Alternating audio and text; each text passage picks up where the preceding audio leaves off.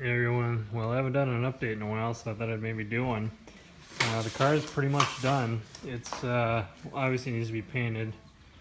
It's in the gel coat red, but I've pretty much got everything mounted, and given it's August, I'm going to plan to just drive it in the gel coat the rest of the summer. So right now I'm working on licensing it.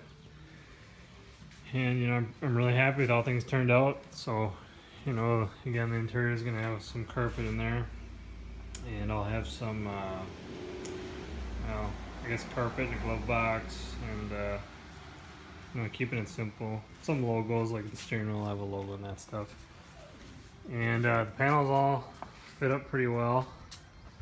You know, the doors and the body mine do take some work and patience if you want to get everything lined up.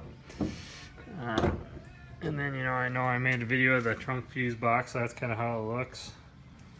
You know, and again, I'm just really happy how it turned out. It sounds awesome.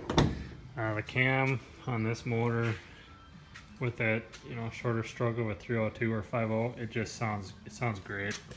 So it's one of the better sounding cars, probably the best sounding car I've ever had.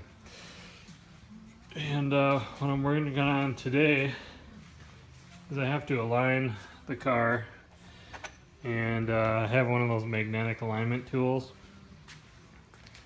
And you know, with aluminum rims, obviously that's not going to cut it, so I turn to this steel disc here, and it'll just fit right inside of there. It's just a snug fit, and then I can stick my alignment tool in there.